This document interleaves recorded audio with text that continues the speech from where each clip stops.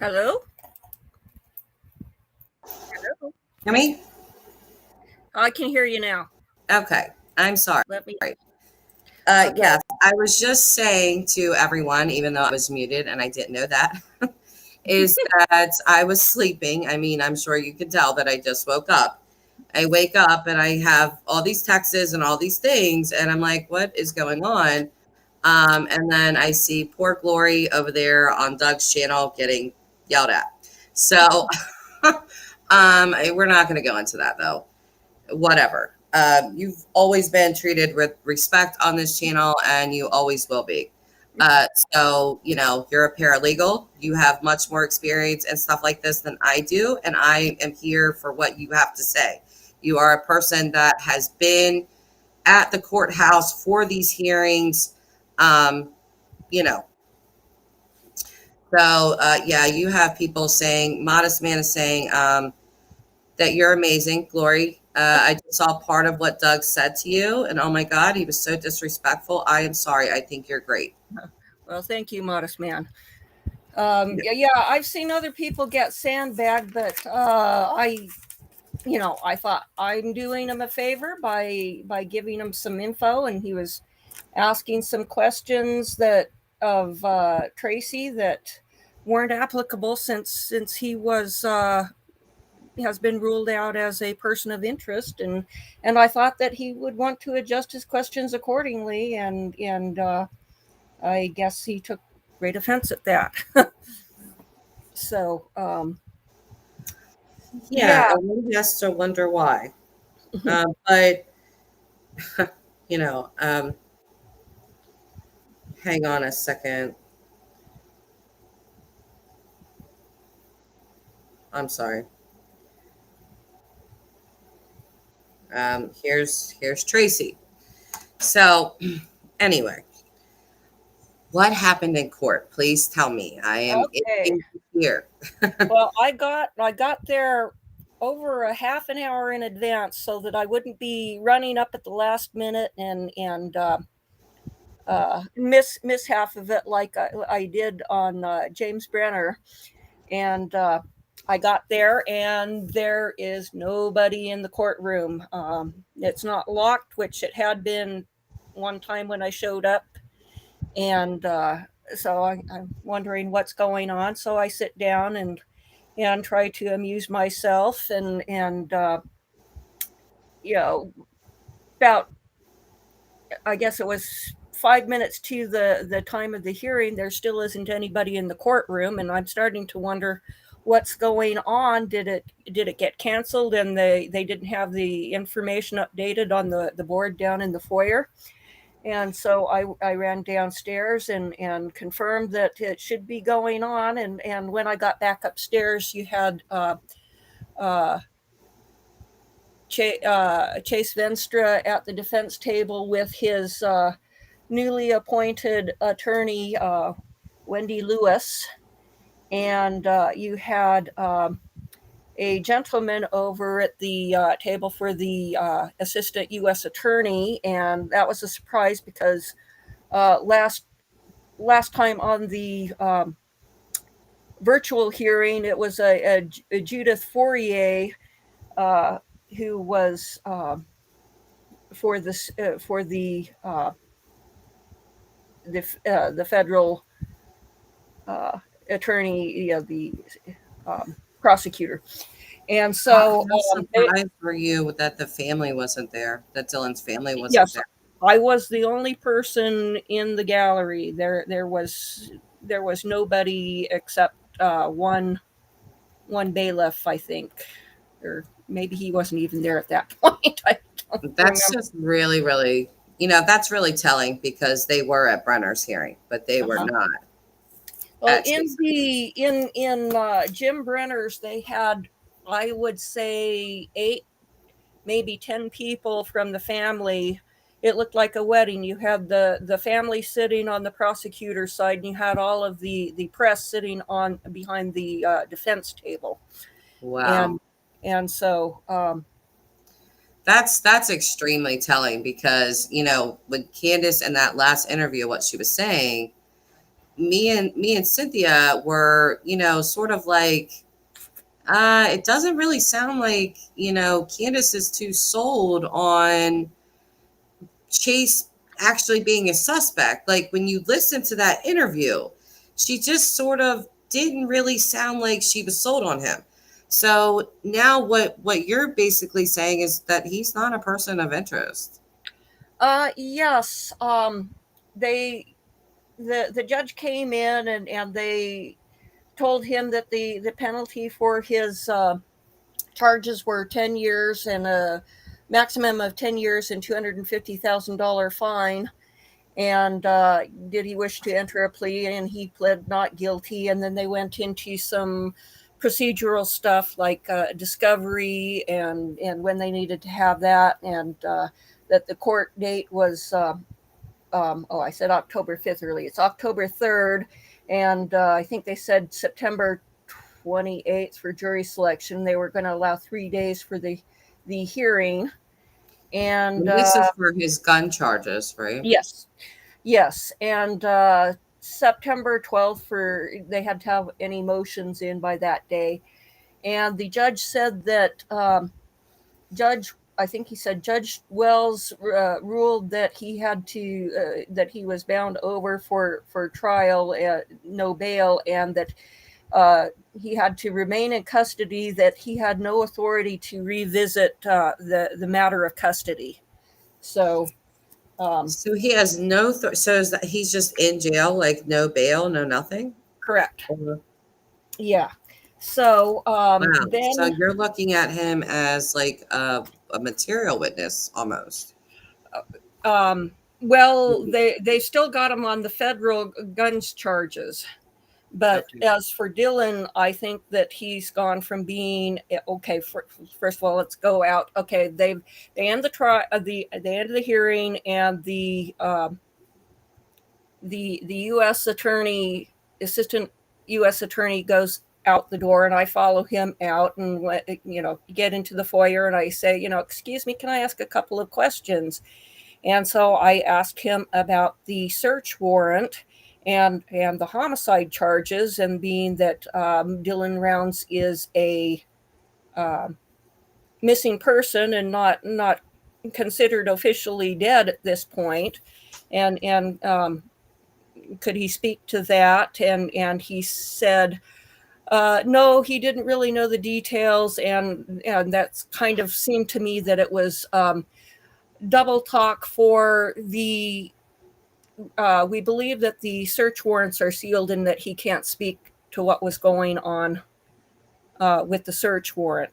And so, but he did at that point volunteer that, as far as he knows, Chase Venstra is no longer a person of interest. And my jaw just dropped on the ground because that was That's the huge last thing. news. Yeah, that was the last thing I was expecting. Now, Doug is Me too, but kind of not so surprised just because picking up on Candace's little clues. But for you to be able to hear that out of the prosecutor's mouth, I feel like at this point we can fully take Chase off the table as well. having anything to do with Dylan's disappearance. Like, He is a sworn officer of the court, and right, right. he isn't prosecuting a state case for Dylan. He is just there about the witness.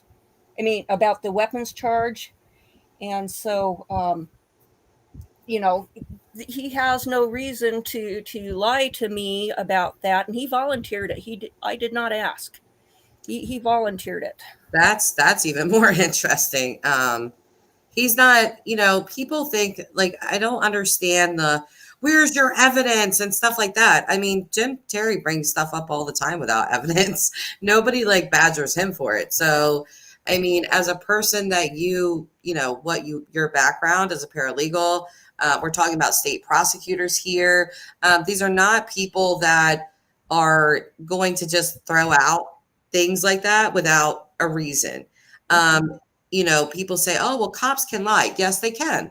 And Well, interrogation rooms, well, not in court prosecutors documents. Oops. Go ahead, Glory. Prosecutors can also lie, but they usually only misrepresent the state of the case to try to Yeah, manipulate the defendant into taking a plea.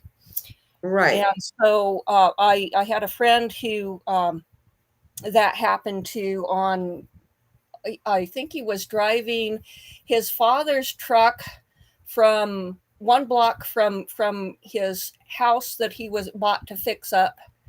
Well, it was the truck he bought for his father, and he was driving a block over to the DMV to get it registered, and the highway patrolman who wanted to buy the house that he had bought pulled him over for having invalid plates, and so had this big 10-month battle over the issue of the license plate, and the prosecutor lied to him Ah, about things, and so the when we went to my friend's trial, he brought that up, and the justice said, the justice of the peace, or he's not a real lawyer, a real judge. yeah, it's sort of like a magistrate kind Yeah, of.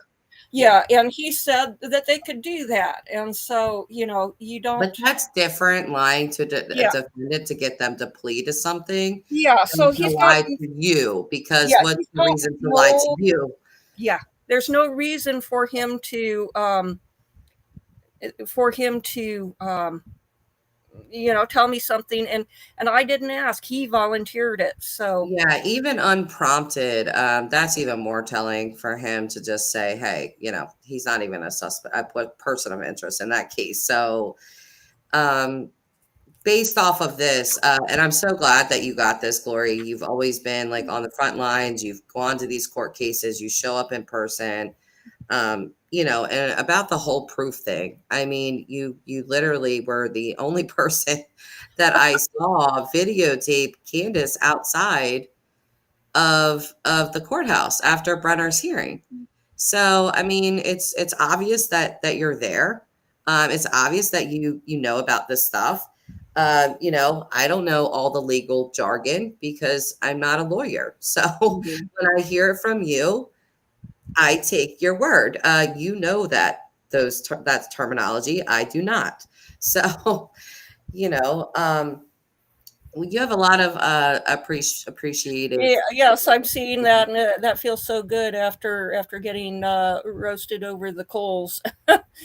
um, Yeah, I'm not even sure why. I mean, if he's watched you on my channel, I mean, you're not a liar. well, if he's taken offense because I've been over here or on Zav Girl or anyone else, it's um sorry, my train of thought just derailed. It's okay. That's a lot. I mean, when you're not expecting someone to, I guess, speak to you that way, it could sort of rattle you, especially when all you were trying to do is give information about the case. Um, Yeah, I either you believe me or you don't. You can't. And if you don't believe me, well, then there's not really much for me to say to you at this point, because you know there I've got better things to do. right. I have other people I can talk about. Gloria's Yeah. over here brushing off her shoulders. If you don't want me, Doug, other people want my truth, sir. I'm kidding. But yeah, no, I think this is huge Mhm. information, like really, really huge Mhm. information. And again, like for you, Glory, just personally, are you gonna? I'm sure you're gonna take Chase Venstra off the table as far as Dylan's Well, case. yeah, unless I see some sudden development that completely does a 180, Yeah. I see no reason to look at him, because Why? If the prosecutor's saying that, yeah. there, that's good enough for me. And again, with Candace's little cues and her last thing, that kind of said a lot.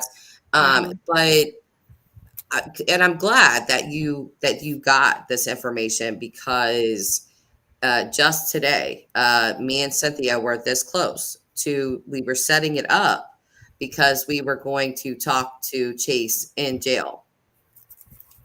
Yeah. But I don't think we need to do that now because he's not a person of interest any longer. So, I mean, he would be useful, I guess, for information from out there, but quite frankly, I'm not going to waste my time pursuing people that are not Mhm. persons of interest in the case. Well, the only reason that I see to him to talk to him is to say, what can you tell me about Jim Brenner? You know. Yeah, and like we were saying off air, when we spoke, that might get a little hairy because if he is some sort of witness, we're not sure, right? But Yeah. if he is, he might not be able to speak about that. He Yes. might not. So Well, that's why I figure, put I don't know if they have access to email. Send him a letter and say, I'm interested. there's If three he, ways you can. I actually talked to Davis County today. okay. So there's three ways that you can correspond with him, and that is through email, through letter, Okay. or you can pay to video chat with him. Mm-hmm. So we were going to video chat with him. Okay. But again, like I said, I don't know. I mean, I know that you're still a little interested in talking to him just to hear things, I guess, Mm-hmm. about that situation because he did know all those guys. He did know Yeah. Brenner. He did know Kurt. He did know Don. He knew all of them.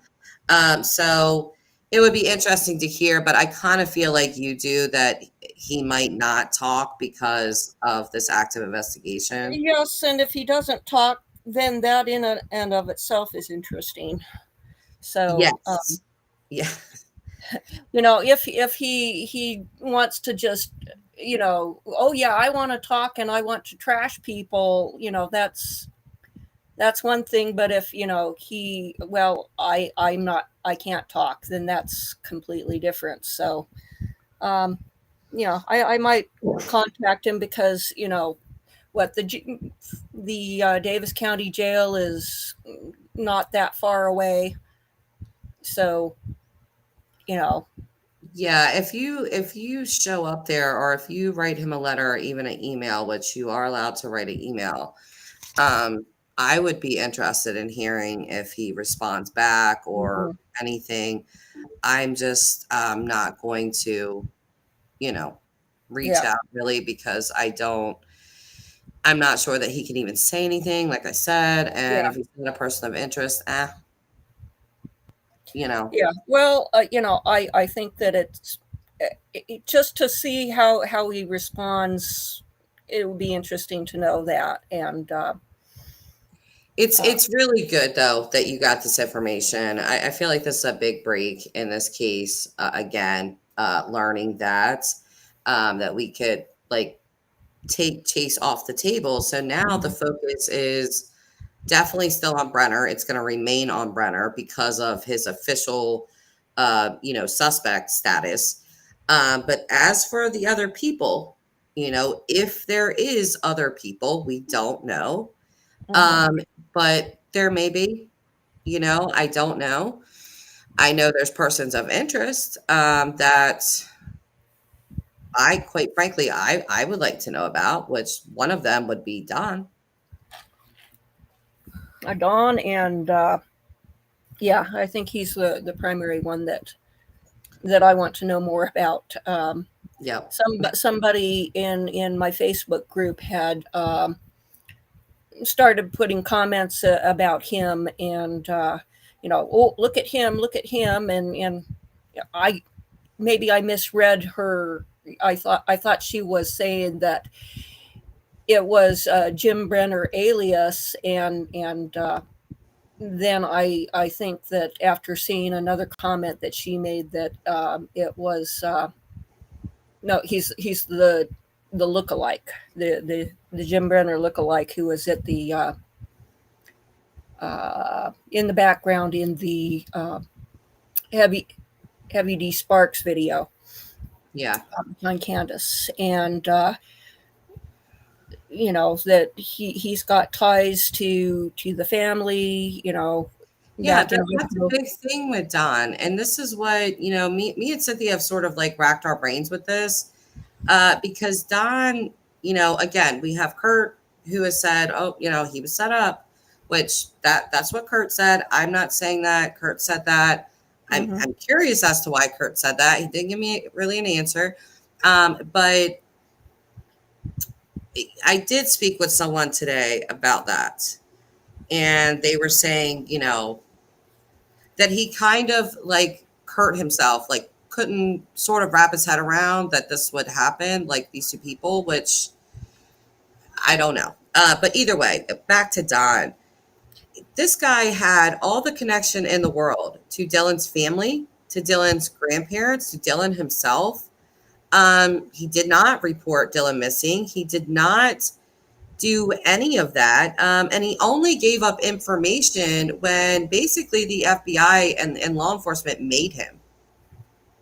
And even after that, he gives the 4 guns and still keeps that one gun because it's his. That's just highly suspicious to me. If you're that close to Dylan's family, um, why did you not say anything? Why were you forced basically by law enforcement to have to do that? Yeah, I definitely want to know more about him, and you know, that might be one thing that would be worth talking to Chase about, is saying, what can you tell me about him?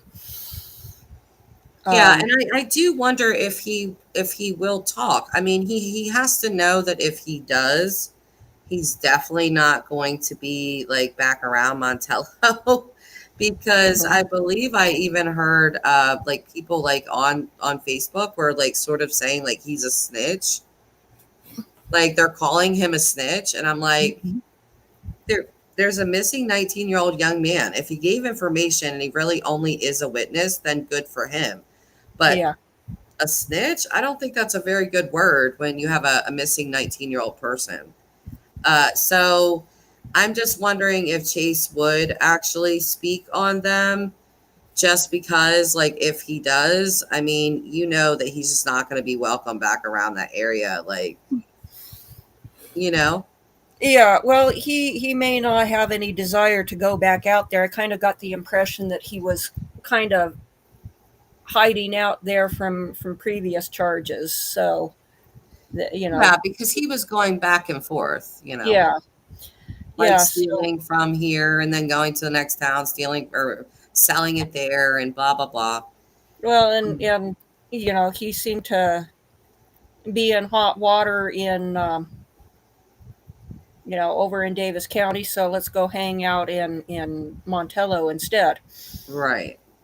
Or And let's go up to Grouse Creek, or let's go, yeah, whatever different towns from town to town. So, yeah, I don't know if they're going to be seeing a lot of Chase Venstra if he talks or anything like that. But I don't really want to say what my next plans are because surely someone will try to steal them. But it's definitely. Definitely trying to get more information on Brenner. I'll leave it there, I guess, yeah. Well, because need to know more about him and about Don Hadley too. So yeah, about both of them. If you find anything about Don Hatley, I'm going to scream at you to come up on my panel, Joy. And also I'm going to offer you a mic, and I'm going to offer you all kinds of stuff so that you come on here and tell us the truth. Yeah. yeah, yeah. I was offered a mic on no thanks, so that I wouldn't have a windy press conference recording, and I never saw it. And You never got the mic. I'm not saying it never got mailed out, but I never saw it. Oh, Um, thank you, Luna Moon. Um, I'm glad that you sent a super chat, not just because you sent it, but I want to kind of talk about this for a minute. I really appreciate that. Luna Moon is saying lemon character doing a victory dance with macros in his hands. Um, Thank you for the super chat. And I want to talk to you guys about super chats, okay? If a creator, and if any of you guys out there are listening that are people that are connected to people in this case or people that surrounded Dylan, if creators offer you money to come up on their panel, or they offer you anything, like Lori was just saying, she was offered a mic. She hasn't seen it yet. Maybe it's been mailed out. Maybe the mailman lost it, but she never got it. Okay. But if they do that, please don't hold your breath for that money. Please don't hold your breath for those things that they promised you. Okay. Because there's a very small chance that you'll ever see it.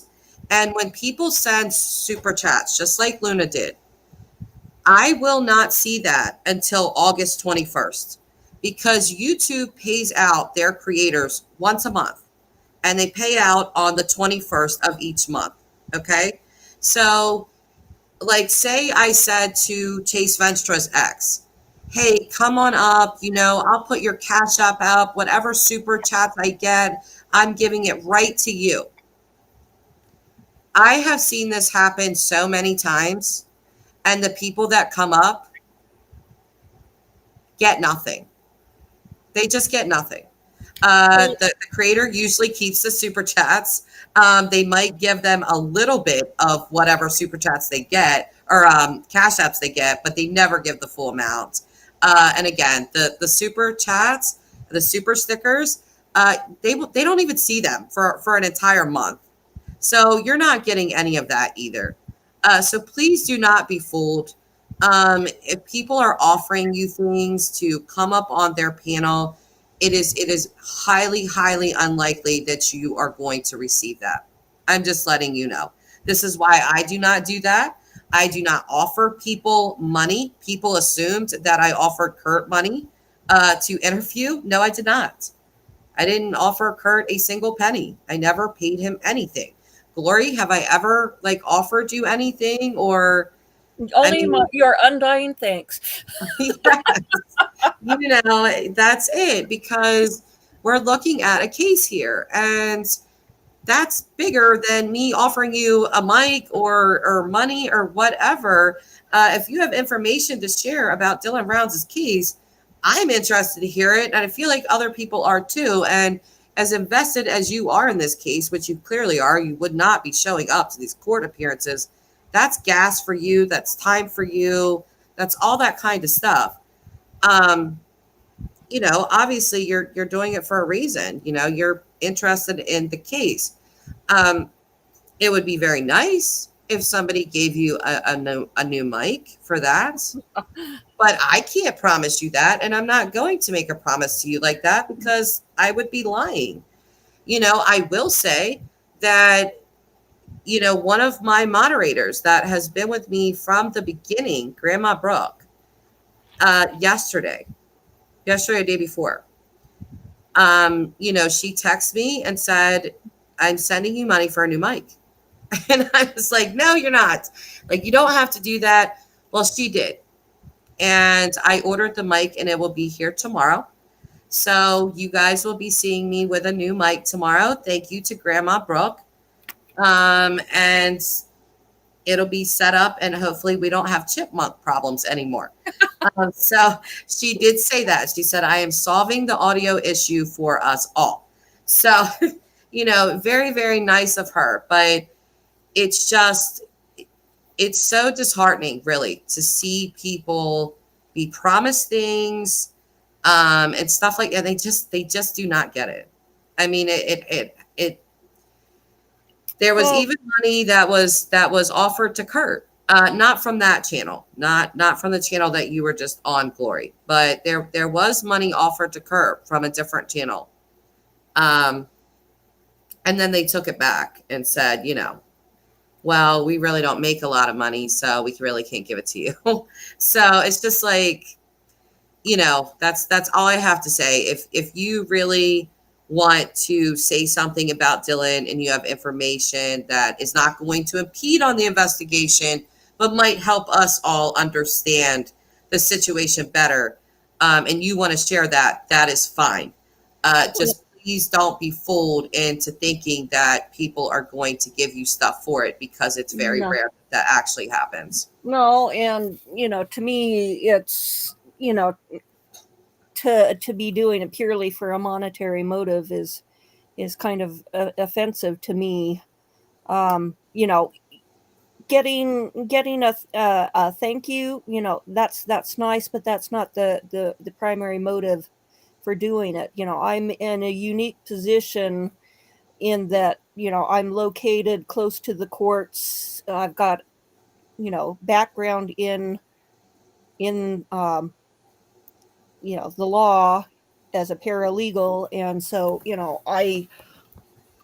I can interpret what's going on better than the average layperson, Yeah. and that there would be people out there who would be interested in what I had to say. And kind of started with uh, I'd left a comment about going to court the next day, and one of Harsh Reality's videos, and he said, "Well, I look forward to your report tomorrow." And I was like, "Oh, I've got to produce some content now." So, Oh, is Harsh covering this case now? he has done some. So I not a lot, but I do think he's done a few. And I kind of like his way of going about things. Short and sweet. Yeah, Um, he does very short, videos that are like to the point, kind of. yeah, and they're not politically correct or anything. So, um, you know, Yeah, there's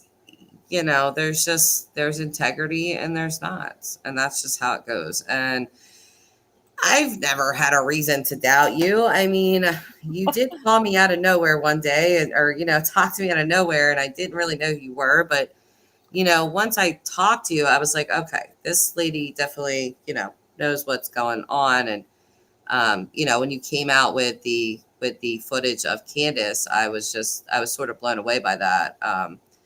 Just to have a person out there and, like you said, be so close to it, it's much more easier for you to, go to yeah. these court hearings and stuff like that and report back to us. And I think myself and many other people are thankful for it.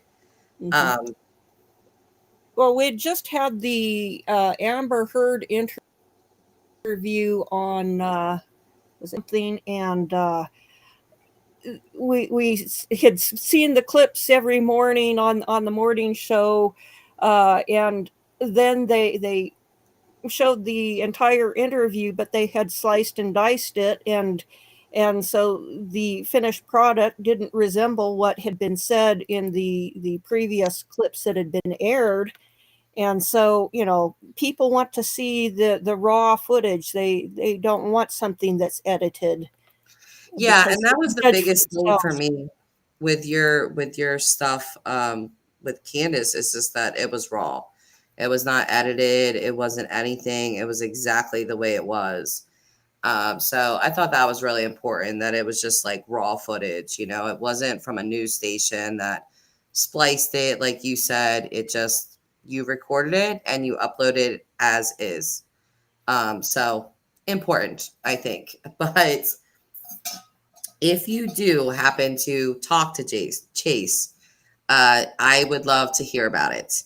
I'm Okay. not going to pursue that avenue Mhm. anymore, just for the reasons that I stated. But if you do, definitely love to hear about it. But off air, what I was talking to you about, with Brenner, I'm going in that direction. Yeah. And if you want to hop on the team and work your little magic paralegal fingers, and we can get some information here, because there's a specific person that I am looking for.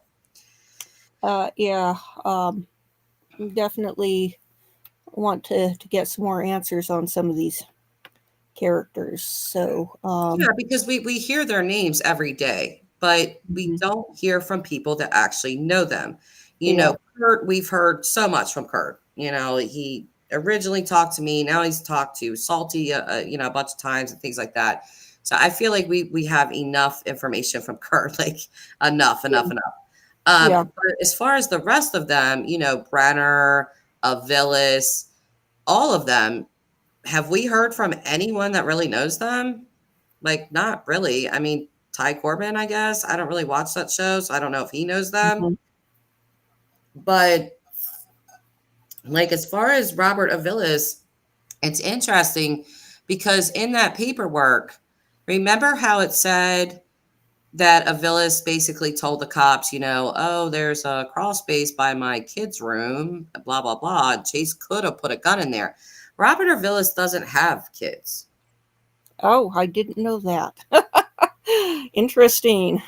Very interesting. So, I'm like, child's room, whose room was that? Because that's not his child's room. He doesn't have a child. So, whose room was that? I mean, he stays with his mother. I do know that. But again, I mean, we just haven't heard. I really want to hear from people surrounding Brenner.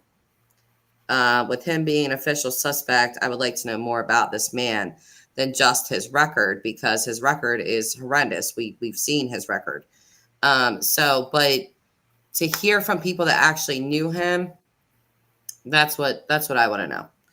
So, you know, would this person be capable of doing this on his own? I think that's probably one of the biggest questions that we all have. Was it just Brenner, or was it someone else? Well, Brenner, on Tyler Feller's stream earlier, he had on a another private investigator who's local to Utah, and the question of would James Brenner be able to do that on his own, and given his weight, his disability with his ankles and so forth. And I said, yeah, he had 2 full days to do things before people got looking. And first of all, I don't buy uh, Jim Brenner's disability. I think that it's greatly exaggerated. We know that he works on people's farms under the table. He's getting Social Security disability, and so he's functional enough to work on people's farm. He seems to me like he's functional enough to, be trying to, pull a body, get it in the truck, and so forth. And I suspect he had some help in well, doing that kind of thing. apparently his whole ankle issue. Kurt was telling me a story about how James wanted to fight someone in the town of Montello, and Kurt basically told him, like, don't do that. That's stupid. Go outside of town and do that or something. But I guess Brenner went ahead and fought this guy, and he didn't really win. He got knocked down and hurt his ankle, and Kurt said that he had to drag himself like 100 feet,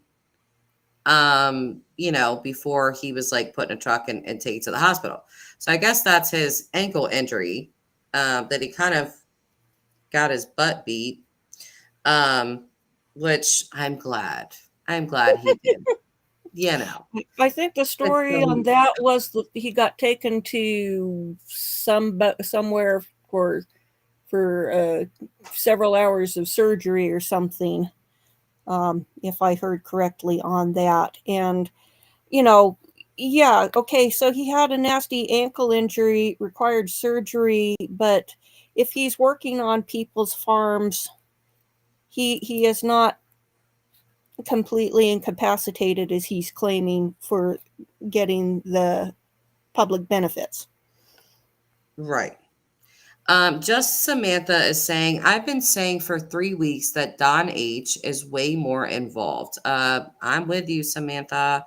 He was supposed to check on Dylan Saturday and Sunday.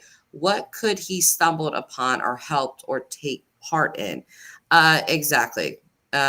We, well, I feel the same.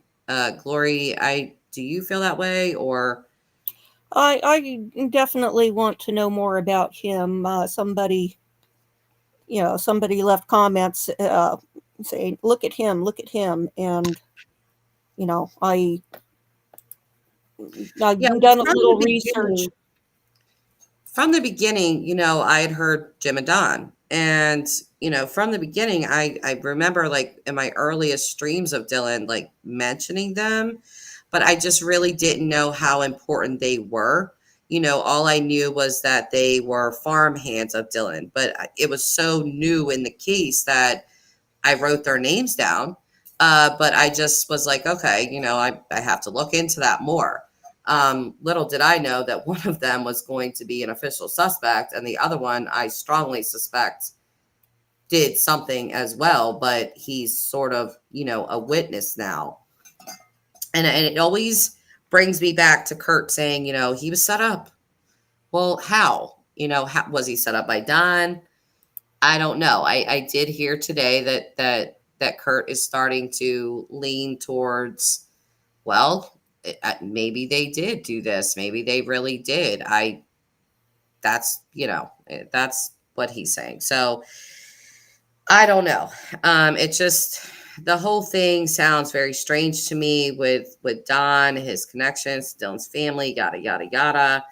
Um, it does bother me that the lady that I talked to out in Lucin called James Brenner the dirt farmer. That to me, like, that's, you understand what that term means, right, Glory? Uh, yeah, they don't really have much to their name to, Yeah. It's they're like a derogatory. subsistence farmers, and I've got pictures of my grandmother with her younger sister and their mother in front of a dugout in Kansas, and that's kind of how I view it, because they're just barely eking out an existence there. Well, that's funny that you use that term "eke out" because I think that it's a literal word, and there's like it's in the dictionary. Yeah. And I think it even says that they're like, basically it's a derogatory term. It's something that people would call someone that doesn't really have anything. A dirt farmer, just barely eking it out, barely getting by. And Eric is saying, I thought Don took a polygraph. That has been said. Whether he has or not, I don't know, but it has been said. Kurt And again, what's the authoritative source on that? Because Kurt did somebody witness the polygraph test and videotape it? Yeah, Kurt did say that. But even with polygraphs, even if somebody has taken a polygraph, I'll just remind you guys that um, Ted Bundy took a polygraph and he passed it. Okay. There's been a lot of serious killers that have taken polygraphs and have passed them. I think It Jane does not Ritter. make them not guilty, and they're not admissible in court for a reason. So just saying. Oh, did Candace say it, Eric? Okay, so Eric's saying that Candace said it. I believe Kurt did as well. But either way, what I just said does apply. Is that even if they took a polygraph and passed or did not pass, it doesn't really matter because it's just not admissible in court. Glory, I'm sure you can speak on that, but It's a research tool, and it helps them to know what direction to take questioning, and a lot of it is it's a prop, and so they look at the it depends on how well you're able to intimidate the subject, and say, oh well, here it looks like you're awfully nervous here. Do you want to tell me why that is? And kind yeah, of. it's sort of a tool that they use. I mean, but if you get a very sociopathic person, they'll pass that thing with flying colors. They Oh don't yeah, have feelings or emotions like that. So, their heartbeat doesn't even like raise up. They could tell you about an entire murder and their heart rate just stays the same because they don't really have feelings like that. So, on normal people, I guess it would work. But if you're dealing with a true, psychopath, sociopath, someone that's able to compartmentalize like Dennis Radar, um, Mm. you're not going to get much out of that. There's been so many high profile cases, I mean, with prolific killers, and they've passed the polygraph. And somebody, Rainy Joe, I know that you are following the Summer Wells case as well, Glory. And Rainy Yes. Joe just said, Candace Bly passed the polygraph. Uh, So yeah, I've heard that too, but how good is the polygrapher? A polygraph test is only as good as the person administering the test, and I don't think they have the most expert people there in Hawkins County when fry chefs at McDonald's are earning the same wages that their jailers and their deputies are getting. So we might be getting into politics with that statement. We might be. We're icky up to the line of politics with that one. Here's Crystal saying on the right day, I could fail a polygraph with one question, my name. So, she's joking, but I wanted to highlight this question here. Just Samantha says, I'll catch the replay. I have to go to bed, but I wish someone would run Don H's criminal background, please. He handed in the guns to divert attention. His background has been ran, hasn't it? We've looked at him. I haven't seen a criminal background on him. I've Yeah, we seen looked. a list of where he's lived and people tied to him, but I haven't seen his criminal background. Yeah. So I mean, we've looked and stuff like that, but there's not a lot for us to go on. It would be, I feel like he would be a difficult person to get to as well. Don Hatley, Black Dove. Uh, Don Hatley, the witness, with against Brenner. But with his connections to the family and stuff, I don't see him talking. I don't. And if I was a witness and I wasn't being looked at, oh, I would keep my mouth shut. I'm not going to say Well, anything. yeah, a savvy You know? person is going to stick their head in the noose because even if they aren't guilty, they don't want to draw the notice and have to answer a lot of uncomfortable questions and possibly, end up having to hire a lawyer Or because, incriminate themselves. yeah. So and we hear about perjury traps and so forth, and yeah, Anything there's you can, minefield. anything you say can and will be used against you. I mean, you know how it is. So I'm fully aware that the FBI has been watching YouTube. I said that last time, which that might be funny to some people, but it's true. So, if you don't think that agents from this case are watching, you're wrong. So, but there's another thing with this. People have been asked to stop searching for a reason. And I keep seeing people say, oh, no, the FBI really didn't say that. No, yes, they did. They said it in a joint statement with the family.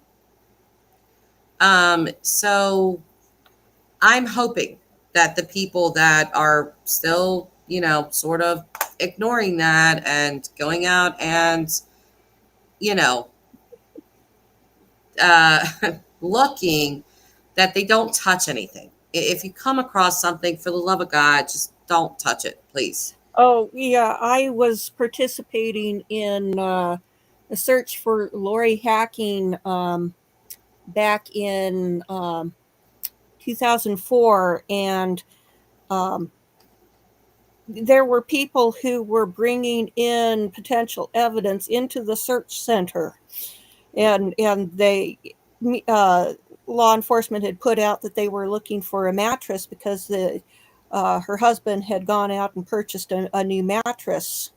Red Um, flag. yeah, yeah, he was on camera at RC Willie's, and he was on the phone at the same time with 911 saying that he was walking the canyon while he's in RC Willie's, and they wouldn't sell him a mattress without the box spring, so he went next door to Bradley Sleep Center and was able to buy just the mattress. And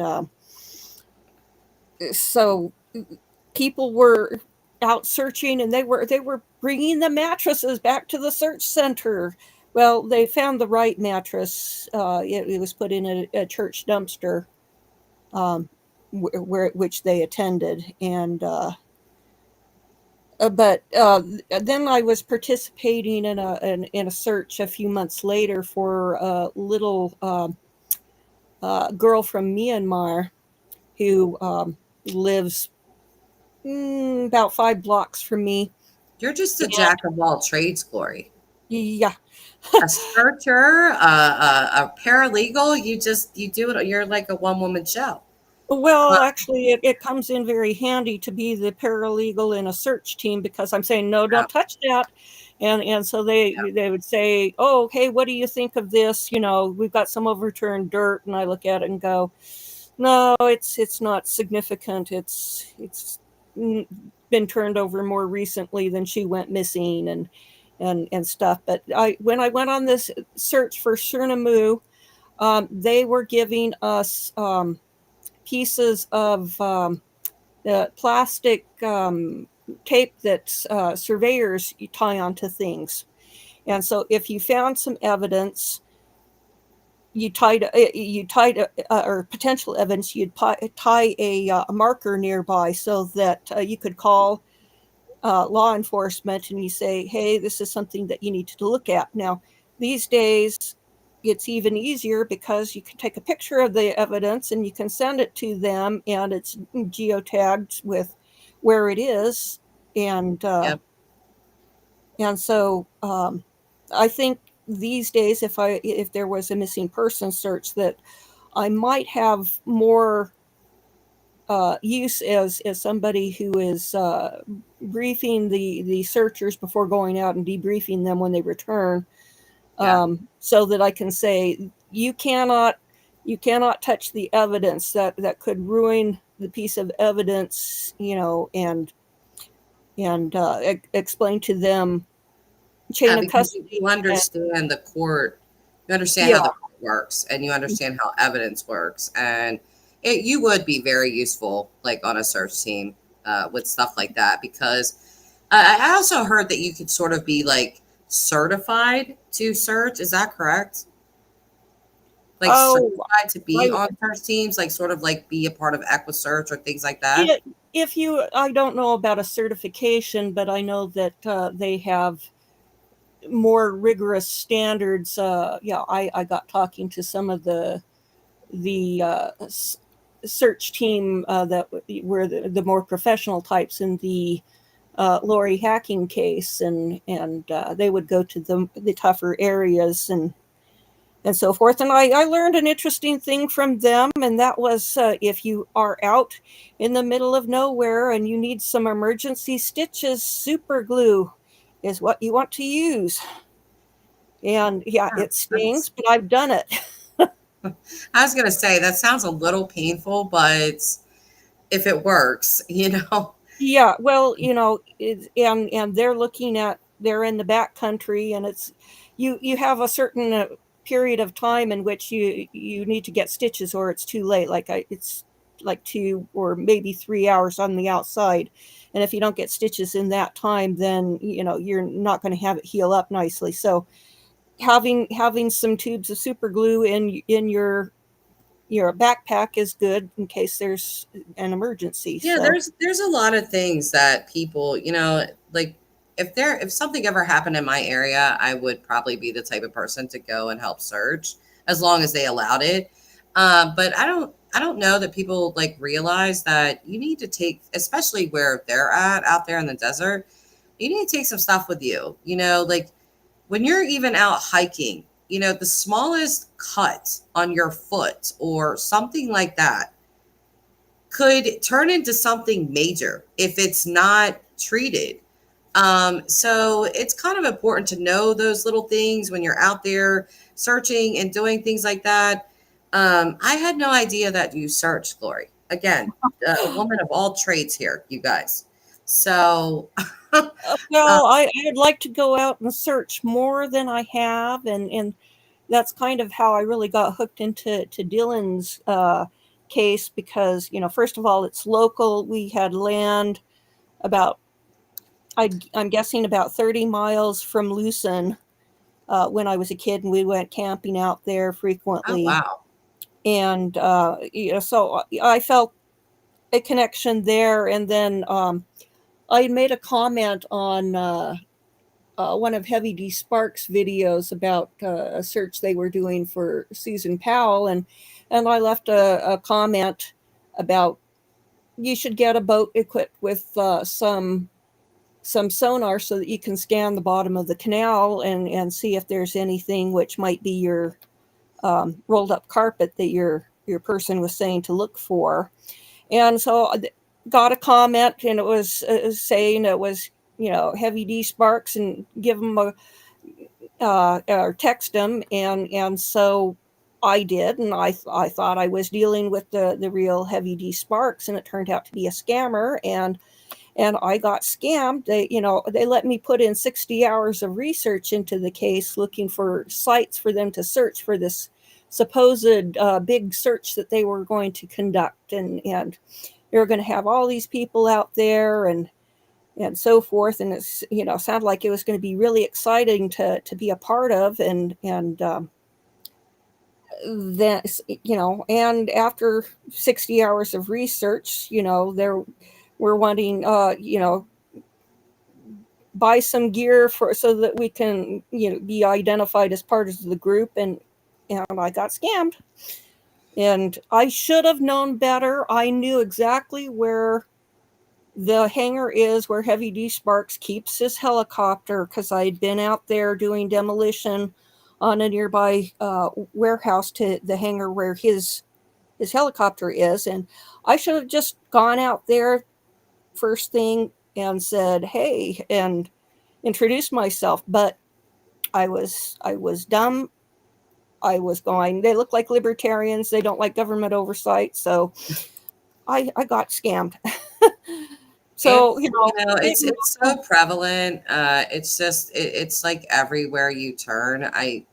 Like I sort of have a guilty pleasure in watching these people on YouTube. Like they're just constantly scamming or getting people to donate money, and then they don't give it to them, and then it's just all kinds of craziness. And I'm like, please stop. well, If you want to give to a creator because you like them, then that is up to you.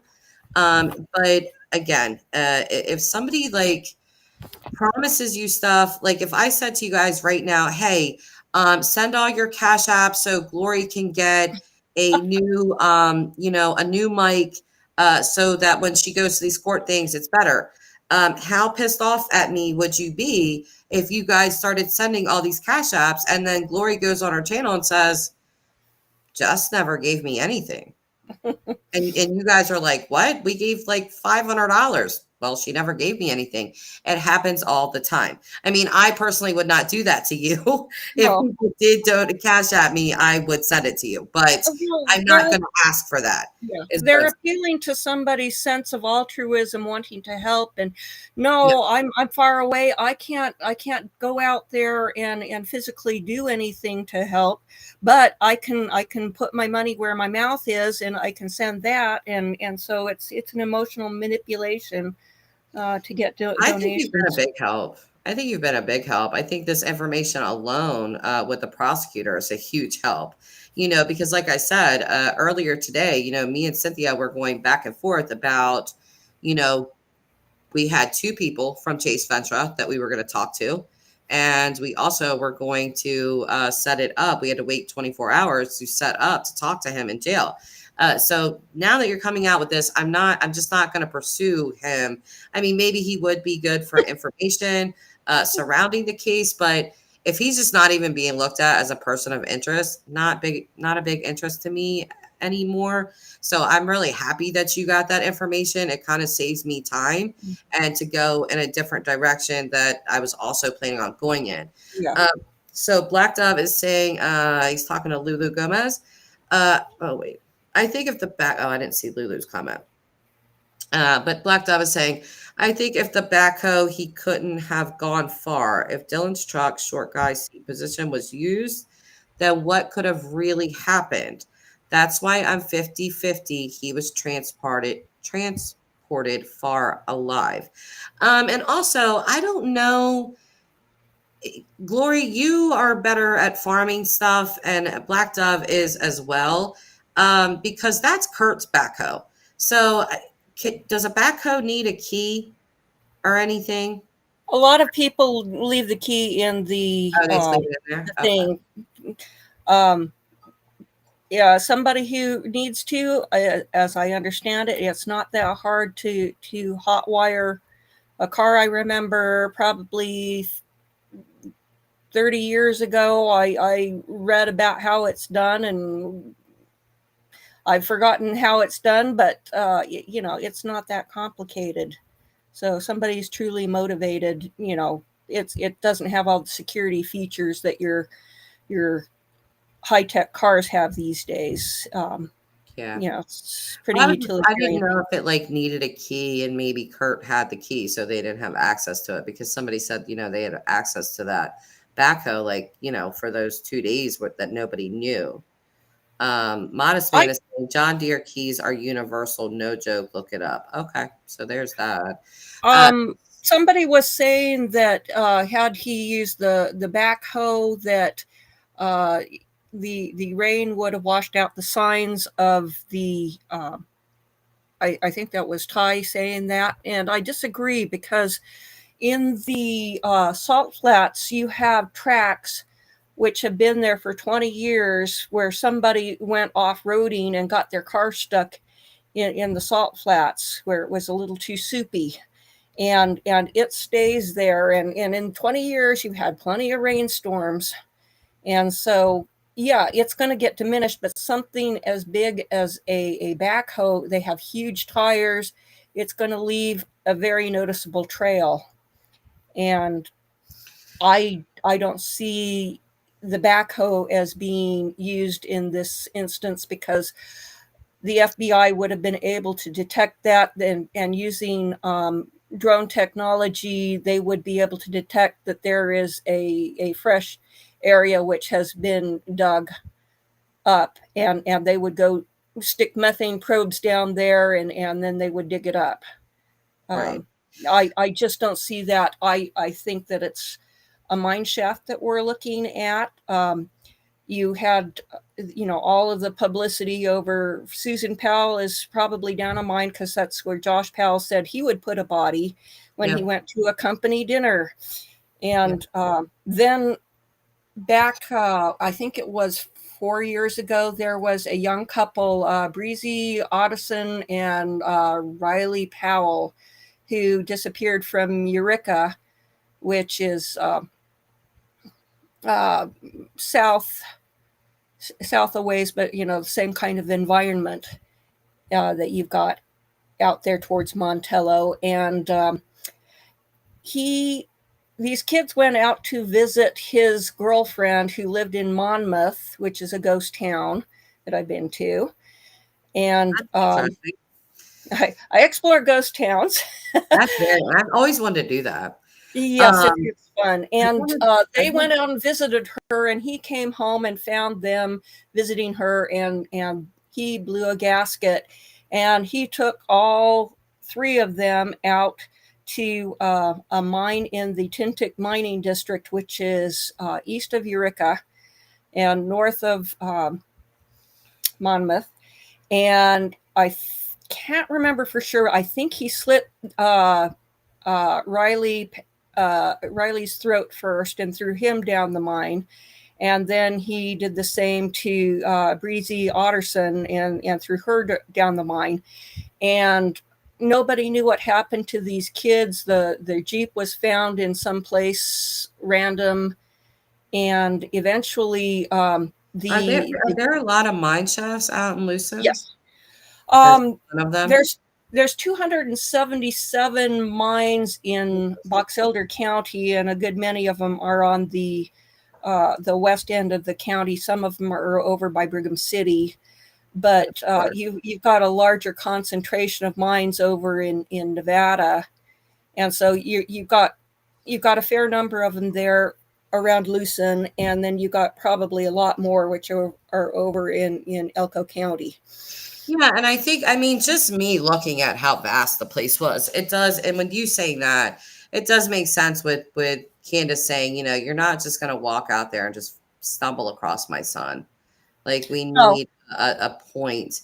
But no, Linda was saying if James Brenner was expecting the rain to cover tracks, how would he know light rain would turn to heavy rain if he had to have cover up by 1 or 3?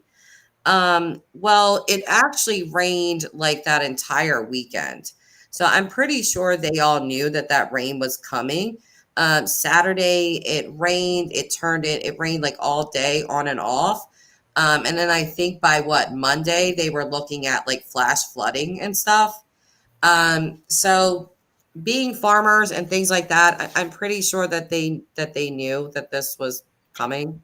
now if I were going to bury a body and not go very far, I would put it in a gully, knowing that the flash flooding is coming, because that would be a much better way for it to be covered up so that it wouldn't be detectable, because you'd get debris piling up, you would get a lot of sand and silt washing down in the flash flood.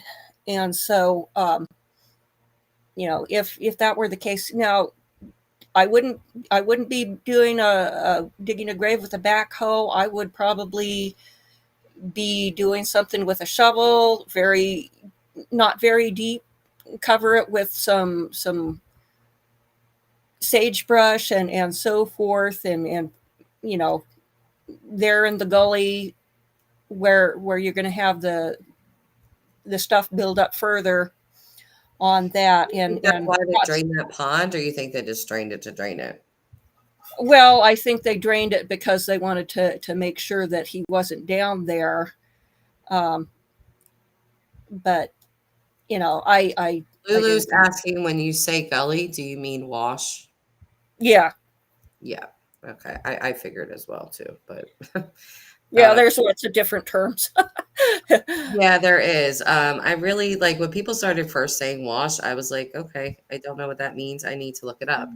Being on the East Coast is sort of a different, it's a disadvantage because I've never lived in the desert. I don't know about that kind of stuff. So, like having people like you or people that understand farming and understand that type of landscape it's like invaluable. You know what I mean? Like you give great information. And so do other people that are aware of what these terms mean. And I'm sure there's a lot of people like myself that don't fully understand what does a wash mean? What does that mean?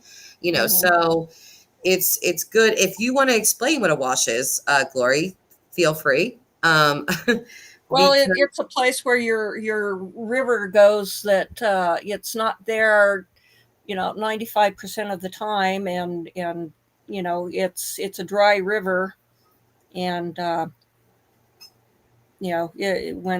when you get a sudden rainstorm, it all collects and it goes down there, and it can get filled up pretty fast, and it'll subside pretty fast afterwards once it's stopped. But um, you know, uh, yeah, so I mean that's a pretty simple explanation. Um, we have a lot of comments going on here, and I'm seeing them, and they're oh, really good yeah, comments. I really hope Arizona it gets all of Traveler you. is saying, yeah, if they dug a 17-foot hole in the wash and buried him, the tracks would have been gone after it rained. Yes, exactly. That would be one of the most effective places to have any signs of the a grave get concealed. Um, and I'm not sure how. I watch a lot of archaeology programming, and I Good Lord, Glory, is there anything you don't do? This woman oh, I'm a is, jack of all trades, master of. you really are. But I know how they go about doing a lot of high tech scanning, and how the kinds of things that different scans will reveal. And I would need to go back and review a couple of videos where they were doing a dig in an area which had been under a reservoir to see what they were able to discover by scanning on those to get an idea of what they would be able to tell from the terrain there. But when we get a big storm like that fills up the we call them gully washers. Gully washers. Okay, Yeah, so that's even a new term. Now we're combining the two yeah, terms of gully and gully, or gully and wash to gully washers. yeah. So Mary is asking, is the junk hole considered a wash? I'm going to say no, but I'm not the expert. Gloria is. So No, it's just it's not tied to anything that is on the path of water. It's just an artificial pit that has been created, and if it rained heavily, it might get some water collected in there, and it would dry out in a couple of days probably. yeah, so Black Dove's put it pretty simply as well, just saying no, a wash is a dry river overflow that fills in rain. So um, yes. But that is very interesting. That comment Arizona Traveler had um, about the 17-foot hole. I'm kind of stuck on that at the moment. If they dug a 17-foot hole in the wash and buried him, the tracks would be gone after the rain, and it would be years till it washes 17 feet down. Well, they say that there are more bodies in the West Desert than there is anywhere in the United States, because of the fact that it's kind of on the route from California to points east, and so people uh, drop off bodies out there. They go down some dirt road, and they you cover it up with some rocks and some brush and so forth, and the chances are nobody is going to see it unless they happen to stumble across it one day and happen to be looking in the right direction at the right time. Otherwise it's not going to get seen. And so most of the times when bodies are discovered, well, it's like Gabby Petito. They found what, 3 or 4 bodies while they were searching for her. You Yeah, know, which is just crazy. I mean, yeah, and these are other bodies that just happened to be out there, and we know that they found at least one body when they were searching for Dylan. that And that always bothers me about her, because I I don't know how to say this without sounding really, really bad, but what Brian Laundrie did obviously was horrendous, but he did the right thing, if you would like to put it that way, in leaving her body exposed, because exposing it to the elements is a good way for the animal, wildlife, and things to get to it. But unfortunately for him, and fortunately for Gabby's family, she was found. But I've often thought that with them out there, like, did they leave him exposed somewhere? It just, it's like the best way to sort of like bury a body, or get rid of a body. Um, but with all the mine shafts and things out there, like, nah, I'm gonna have to go with a mine shaft, because, well, like you said, Susan Powell the still hasn't been found to this day. yeah, it's been that was 2007, and or no, 2009. Yeah, it's been 2009. a long Yeah. time. Yeah, and so, and we don't know if the body was moved. I've heard some theories on where she might be, because I was heavily involved in the podcast discussion group, and we did a lot of brainstorming in there. And I every theory that I came up with where Susan might be holds for Dylan, because it's the same sort of environment. It's just further north. And so, the mine shaft, number one, and just camouflaging it with sagebrush, some rocks, and so forth to obscure it. Um, that's pretty effective. If the odor of decomp has gone away, Well, you could if walk. you put them far enough out, if you take them far enough out, like especially if you go south from Lucin, where like the mountain range, like the mountains down there. I know they were looking up by Bovine Mountain, but there Mhm. are mountains and stuff down, further, cross over the railroad tracks and keep going further down. When I look on the maps, like on Google Earth and all that kind of stuff, you see all that stuff. If they put it far enough out there where like no one goes and just literally leave him exposed, um, it's kind of like the best. It's pretty effective. It really is. I mean, you're Well, gonna have you just have insects. to. You're gonna have yeah. Go ahead. Yeah. Well, it's just a matter of somebody has to. I mean, you could be 10 feet away from the body and not see it, because if Yes. it's Yes. camouflaged with sagebrush and Right. rocks and stuff, it can still be exposed to the elements so that animals can scavenge. Yeah, I But just always had like, we talked about the sulfuric acid or muriatic acid, talking about mine shafts and things like that. But I just always know that the best way to get rid of a body, unfortunately, I just know this from following true crime, but it really is to leave it exposed to the elements, especially, as far away from people as possible so they don't smell the smell, and let nature literally do what it does, and it will do it. And so if that has happened, it's incredibly sad, because there'll be pieces left. I mean, with the Vallow case, they she wasn't exposed to the elements, but they found at least part of her jawbone.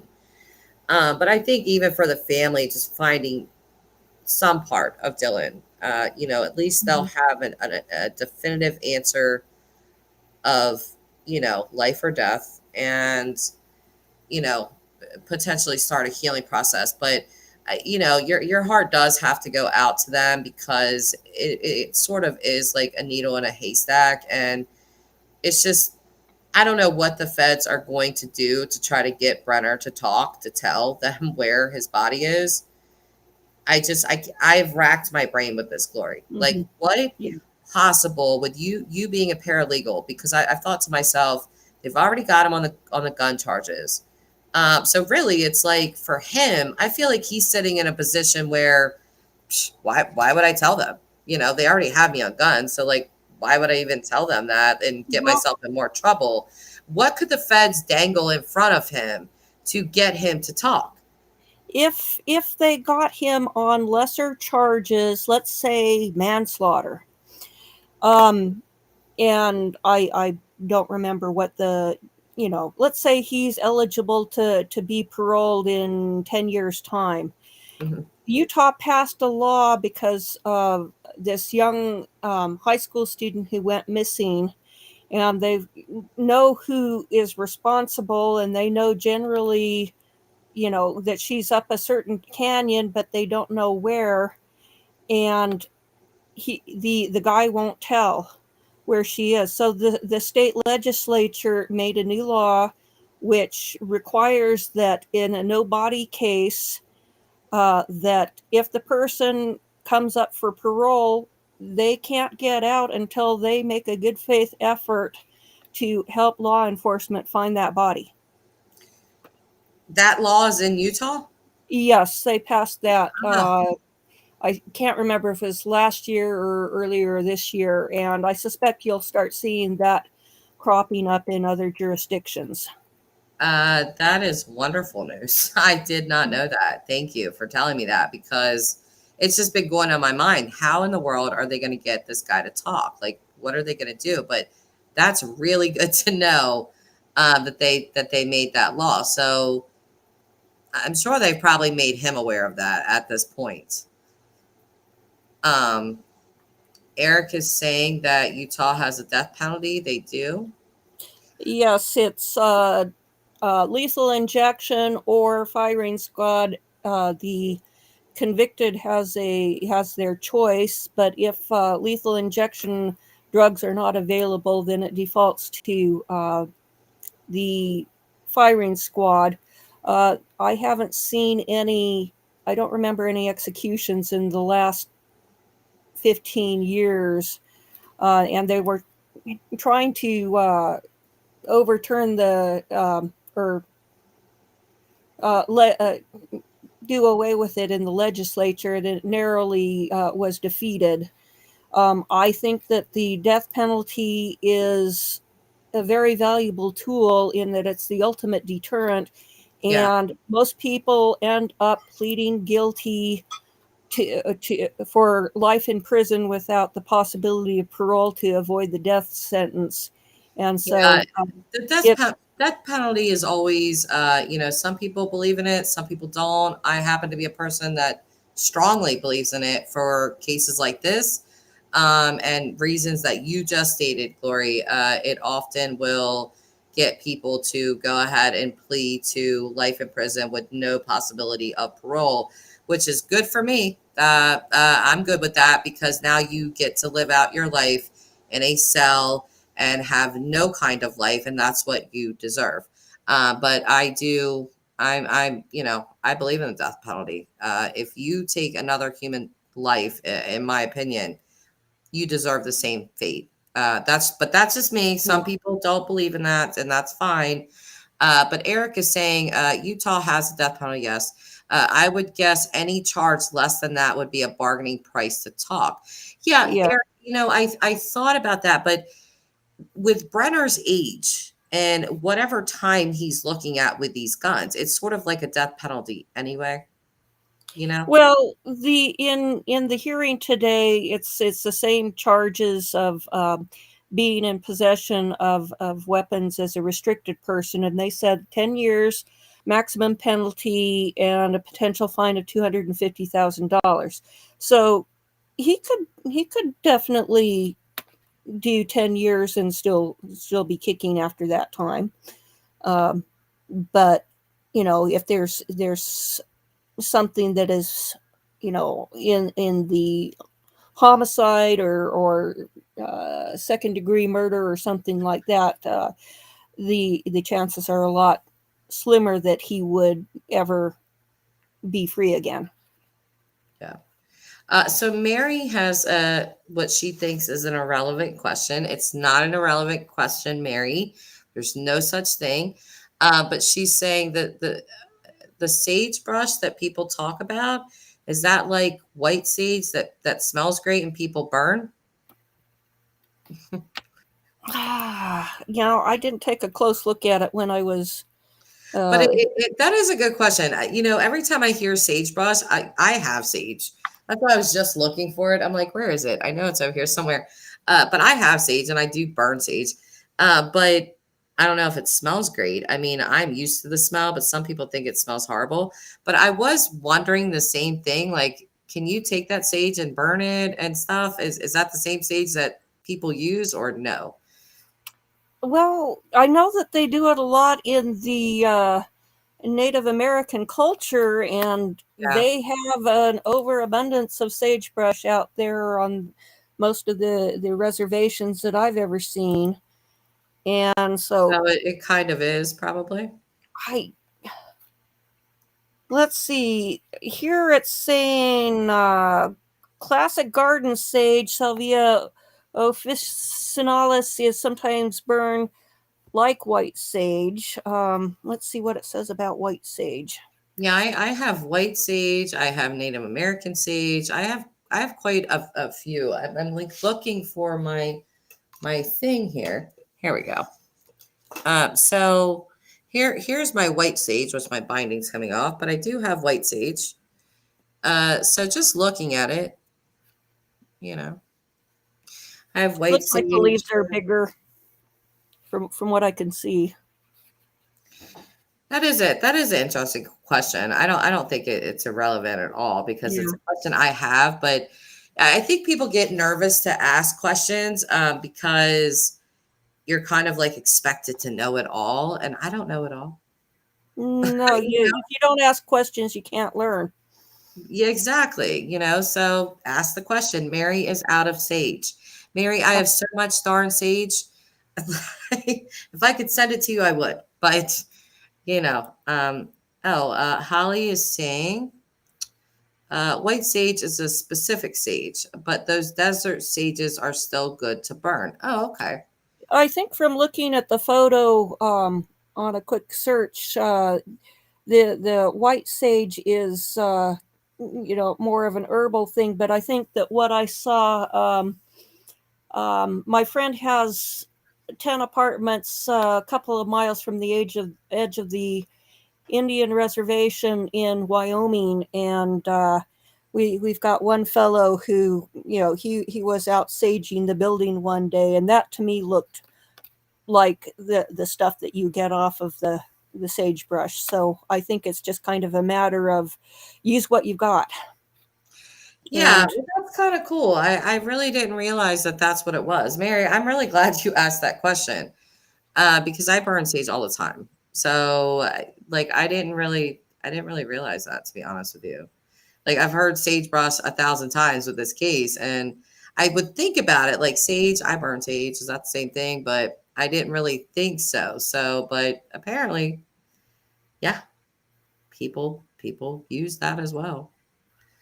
Um, Oh, they're talking about the backhoe. I'm kind of lost in chat here. I don't know. There's been a lot of side conversations going on, but what's good about it is just that people share different information and different things, and I'm seeing people talking here and sharing different things and answering different questions, and it's good. The information that you've brought, Glory, again, I want to thank you.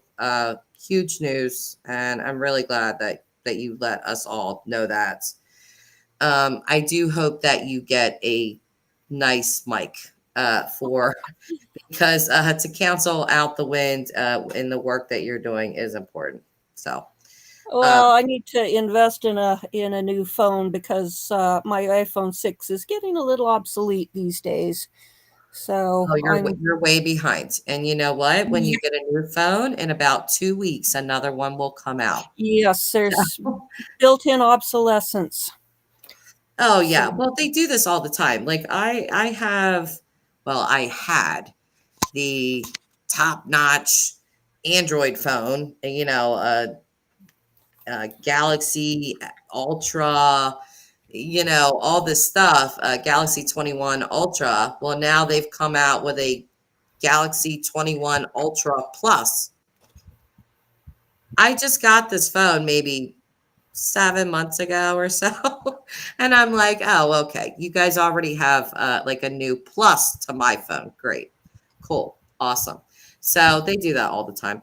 But Black Dove is saying it's crazy to me that if a backhoe was used, that they couldn't find evidence of it being used with ground penetrating radar.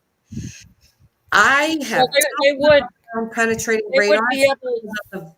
I'm sorry, Gloria. Go ahead. Oh, they would be able to tell. They routinely look for grave cuts in archaeological digs. Um, I like to watch Time Team, which is a archaeology program from the UK, and they have they go out and they survey an entire Anglo-Saxon cemetery, and they're able to identify exactly where the grave cuts are and decide whether they want to dig or not.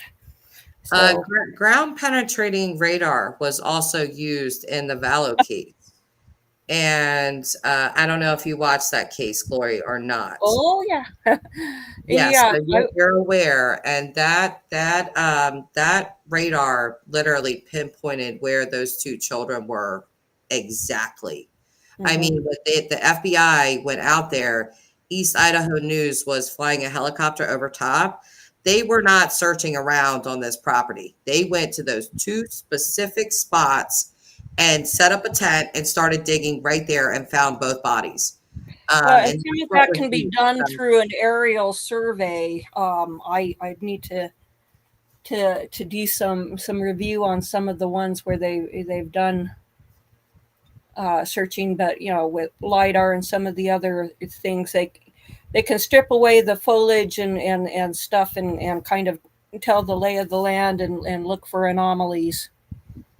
Um, and it's really fascinating because uh, you can take a look at places in England and you see some bumps that you wouldn't think twice about, but you look at them on lidar and you can see that you've got the entire layout of a medieval village.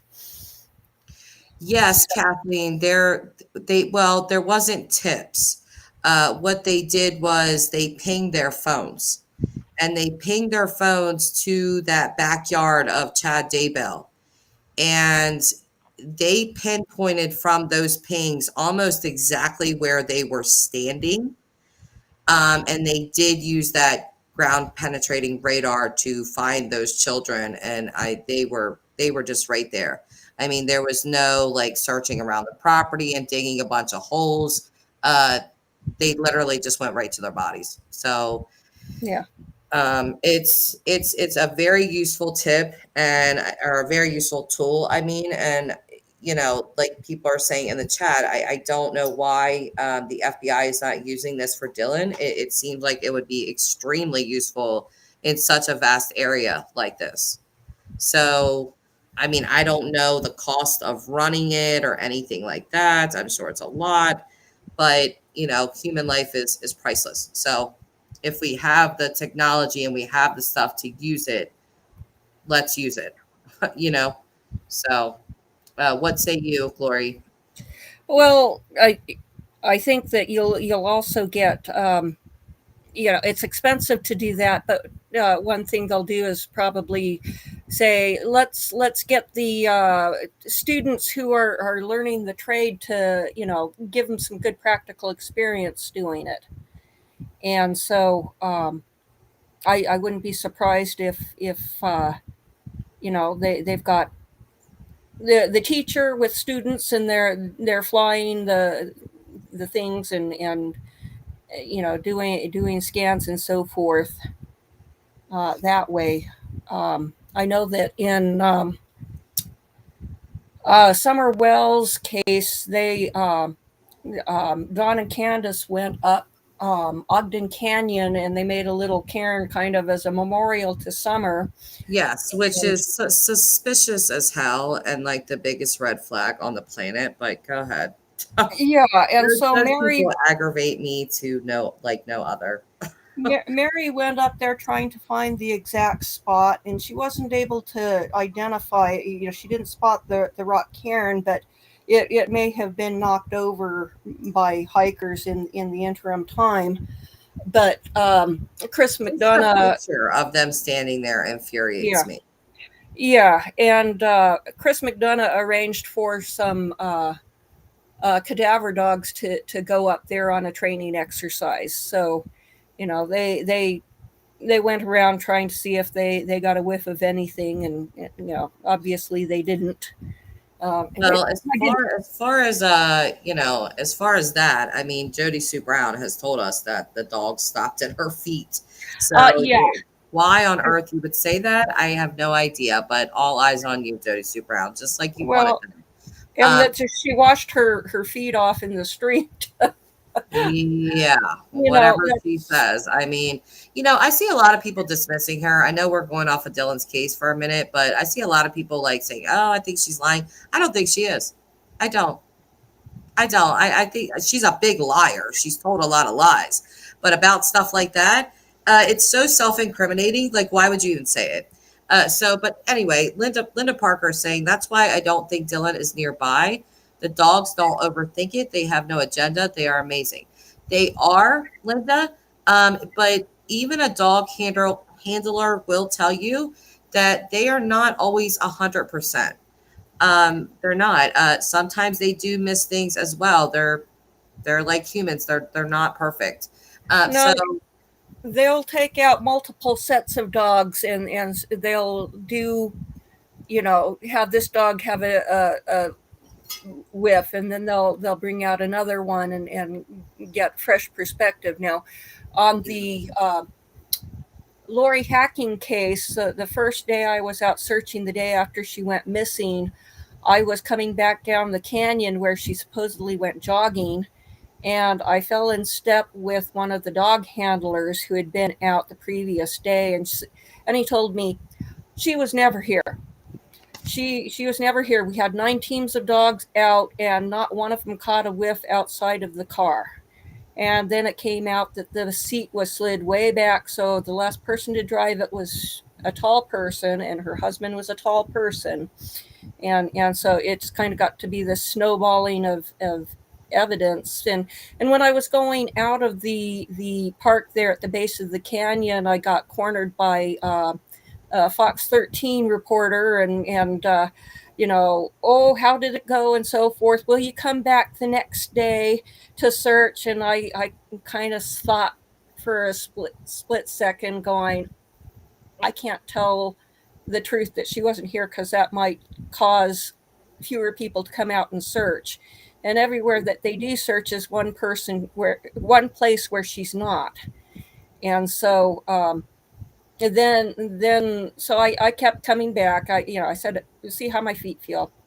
But I was out there every day after that, searching, and it became obvious that he was guilty. And I'm at that point going, the only thing I can do for the family at this point is let them see the masses of people, and that all these people care enough to come out and do this, even though the chances of finding her are astronomically low, while they're processing the new reality that their son-in-law is a murderer.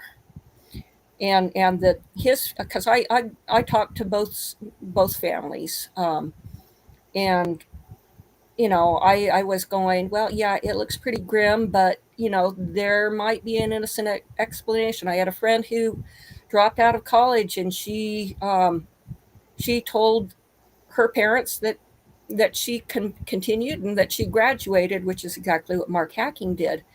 But it was pretty obvious with what else was going on that he's guilty. But they didn't do anything wrong, so I was fully supportive of them. And in the end, it was the brothers who confronted the husband in the psych ward where he worked, but he was a which patient. is just crazy. Yeah. And Kathleen Hutchinson is saying, okay, thought they also had psychic info on Daybell. Yes. Donna Serafina did give out a lot of information months before those bodies were found. I don't know if they used her information, but it was so spot on. It was just eerie. I mean, there's just no possible way this woman could have known that. But I'm seeing there's so many good comments here, you guys. I wish I really could get to all of them. Because I'm listening to Glory, and I'm looking at what you guys are saying, and we got some really smart people here, honestly. People that are really thinking this case through, and that really want to they have a hunger for knowledge in this case. And so Modest Man is saying, I don't see why Ellie or FBI wouldn't be using everything in their power to find this young man. And God, I hope it's soon. I think we all share that feeling, Modest Man. Linda Parker is saying that I heard of cadaver dogs that hit on cremation remains in a reservoir. Yeah, they actually can find people that have been dead for years and years. I'm just saying that I've watched dog handling and stuff like that, and and they'll tell you that, they're highly useful. If they weren't, they wouldn't use them. But they're just not 100% perfect. That's all I'm saying. So, but dogs are very useful, I think. Um, And this goes back to one of my theories on where he could be hidden, and that is a ghost town cemetery. Because when I was out in Eureka at the cemetery for Memorial Day, you've got newer sections and you've got older sections, and they've had like mass disaster mine, and then they had an epidemic which killed a lot of people in a rapid order. And so you would have these graves where the old wood coffin has collapsed due to age, and it creates this natural depression that sometimes you can see down into the actual coffin. And so I'm going, if I were going to hide a body, you've got a ready-made hole in an area where you've got a place where dogs are going to be hitting all over the place. So, yeah, stick the body in a hole, you cover it up with dirt, and it's going to take a lot more work to find them. And you've got a ghost town cemetery there at the foot of Lucin Hill. I don't think he would be that close. I would look more towards Yost or uh, some of the places that were along the old railroad grade, um, because you've got a lot of those.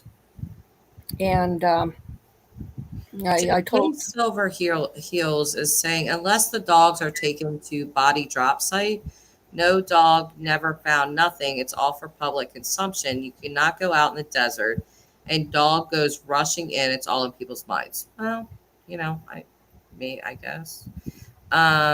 There was another comment that I wanted to put up. Let's see. um, Earthkeeper, it's so refreshing to hear a YouTube creator treat glorindellen with the respect she deserves. Thank you, Jess. There's no reason not to. She's been just helpful and she's full of knowledge with this. And again, she's been out there. She's been to these court hearings. I mean, I don't see why anyone would not want to hear what she has to say if they're interested in this case. Modest Man, I don't think Dylan is anywhere near his grain shed. I share your opinion, Modest Man. I personally believe they drove him miles away. I do as well. I think whoever got him out of there as quickly as they could. That's what I think. And may I ask, I'm hearing or I'm seeing, I guess I should say, Jason PI. There's a new PI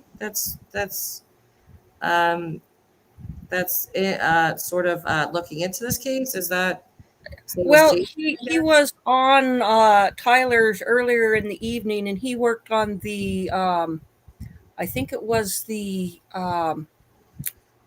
two gals that went missing down in Moab and found dead. He was involved in Oh, he was that case. working on that. Yes, and it was very interesting listening to him. And I actually want to listen to him now. I want to hear if he was working with the Kylan and forgive me for forgetting the other lady, Crystal, Kylan and Crystal.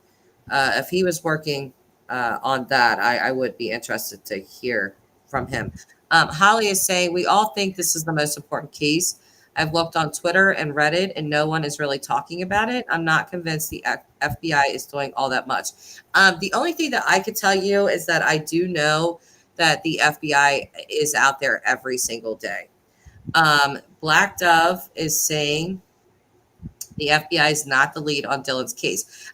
Technically, no. That would be Box Elder. But we got to be a little realistic here. That once the feds step in, even if they're not officially saying they're leading it, they definitely are. It's not so much Box Elder County. Would you agree with that, Glory? well, Or yeah, Box Elder County has about 54,000 residents, and Elko is about the same size, and so they really don't have the resources and budget, and so I think that they're probably getting a lot of help from the FBI, because otherwise it might go, you know. Yeah, I mean, the FBI is the one processing all of the evidence and all of that Mhm. sort of thing. I mean, there is an agent assigned to this case. So Holly's saying there's not much mainstream or social pressure. I don't know. I mean, there's a lot of pressure, um, here on YouTube, and it sort of starts out that way. And I don't know if you've followed other cases on YouTube or not, but YouTube definitely has a way of bringing pressure. Um, so, YouTube has even pressured law enforcement into making statements sometimes and things like that. So even if it's not on Twitter or Reddit, um, I mean, just look at the town of Montello. It's sort of been flipped upside down just by YouTube. We've heard and seen from so many people there and all of that kind of stuff. So, you know, there is social pressure. Maybe it's not enough, but I think that what Candace did, I know she might see it as, not the best thing, but I think the best thing she ever did was reach out to the media, even though she's had to take all of the comments that she's unfortunately had to take. It still has people look, we are how many days into this? 2 months into this, and we're still talking about this case, and I don't see it slowing down. And it's Let's only see. going to get more if there's more people like Harsh Reality, if they start covering this case, it'll turn into something along Summer Wells's. And that's kind of what I'm expecting if they do not find him, which I hope they do, and it doesn't turn into the circus that Summer Wells' case has turned into. So, Yeah. uh, go ahead, Glory. I'm just Well, Lulu asked about the cemetery in Lucin. I don't know if it has markers or not. I haven't found pictures of it. I know where it is on the topographic map. And interestingly enough, it kind of fits with Reverend Donna Serafina's description of, a place near a hill and so forth. And that brought to mind the Lucin Cemetery. But I would be surprised if he was so close to home. But Yeah, I somebody would as else. well. I just don't think that he is. I just don't think he's there. I don't know why. That's just my gut feel. I mean, Rainy Joe thinks that he's by Don stuff. So people are going to think all different kinds of things. We all have our own thoughts and theories. But I'm interested in hearing. I think I'm going to have to tune into Tyler tomorrow, and listen to this PI. People seem to be saying he's very professional, and Eric is even saying he's restored his faith in PIs. So, Yeah, James, he was very good. Somebody else had earlier asked about mines, and there is a website which in Utah, which you can find the exact GPS coordinates of all mines in the state, and so I was going and getting the GPS coordinates of all the different mines that when I thought I was helping Heavy D Sparks to mount a major search. And um, yeah, I don't know if Nevada has the same resources, but they can they have excellent resources for finding the mines. Yeah, at least on the it's Utah it's side. gonna be, yeah, it's gonna be interesting. But yes, the FBI is very actively working this case, so I don't want anybody to be disillusioned about that. Um, I think they're exhausted, to be quite honest with you. That's not just my speculation, though. Well, They're it's busy. very tough to be out there in the heat in the sun, um, doing this. It takes a lot of energy out of you to do that, and you have to watch out for heat stroke or Yeah. uh, And so. just the dust. they were talking about the dust, how it gets everywhere, and they come Well, home and they're just full of dust every single day. So I and know the that dust is people, toxic. It's laced with, um, I think it's arsenic.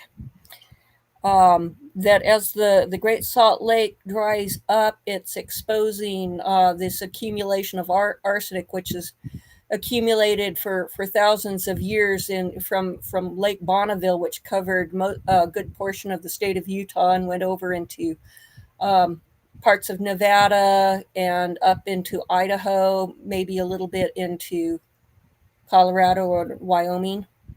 Mhm, And so it's all collected into the Great Salt Lake, but now the water has been being diverted and not reaching the lake because of the growth.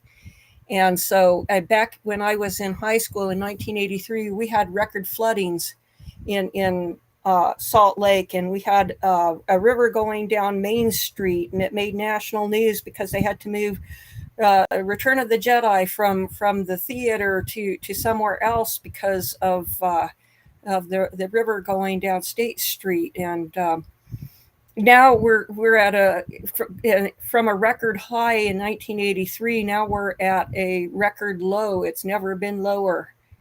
wow. And so you, the dust storms are laced with arsenic, and they're saying that that's going to become an increasing problem as the lake continues to dry up. And there was an article I saw last week about somebody suggesting that they get a pipeline and pump water from the Pacific Ocean. And I don't know if they'll do that, but it's an intriguing idea.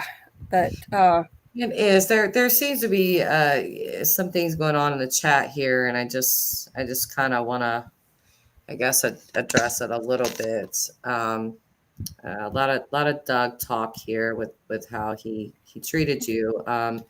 From what I do understand, I only because I was getting texts about it, and it was at the very end, and I just sort of heard him like yelling at you, and I was like, but I did hear that Black Dove sort of defended you. I guess maybe some other people didn't hear that. mhm. Somebody saying that I don't hold you don't really any know. problem with Black Dove. He encouraged me to come back on when I was getting a little fed up with uh, comments that were made, about it being an unreliable thing, and so I came back on, and he said, okay, I'll drop a link, and he wanted to have somebody to attack, and I happened to be it. So, okay, I've learned my lesson. um, Thank you so much, Holly, for that. I really appreciate that. That's really kind of you. Holly sending a 4.99 super chat. So King is saying that he did defend you. So yeah. I also don't, I like Black Dove. If I didn't, I wouldn't have him up here either or anything like that. He's a grown person, and he's welcome to go on whatever channels he likes. I'm not going to tell this man what to do, but Gloria, I think he did learn a little bit of a lesson tonight.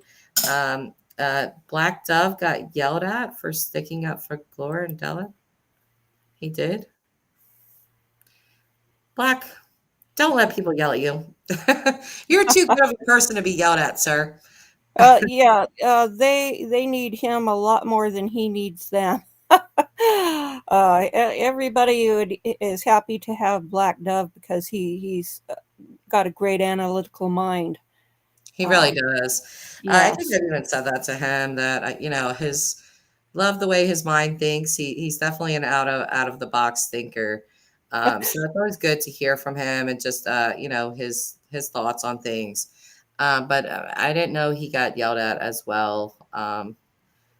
Don't get yelled at, Black Dove. Again, you're too good for that. So I'm just gonna say that. Uh, Oh, Eric says, Doug said to Black Doug, if you don't want to agree, don't come back on the show anymore. Ooh. Uh, okay. I don't know what to say to that because on this channel, I have always told people I have my opinions and you are entitled to yours. Just like I said, I don't think that Dylan is anywhere near Lucin, but, you know, um, Rainey does believe that. And if that's okay, that's okay. There's no issue. Again, none of us know. So, um, Doug is in here. 95 people don't care. Put out right info, not false info. G. Doug, please stop. Okay. I don't come into your chats and disrespect your guests or you or anything like that. So, glorindellen has not lied about anything. So just please stop. I don't want to have to block you and have a big scene with you. If you want to address it, you definitely have the platform to do it. So, please do that. Um, Thank you so much, Serena Smiles. She's sending a $5 super chat as well. We support all three of you. Well, thank you very much. Sure, Glory and Black Dove feel the same way. So thank you for that. Um, Black Dove handles himself fine. He stays respectful. It makes his point. He does. And this is why I don't have a problem. Like he goes on other channels and things like that. That's up to him. He's a grown guy, like I said. Okay, wait, what? You let her lies look at Black. You let her lies look at Black Dove comment.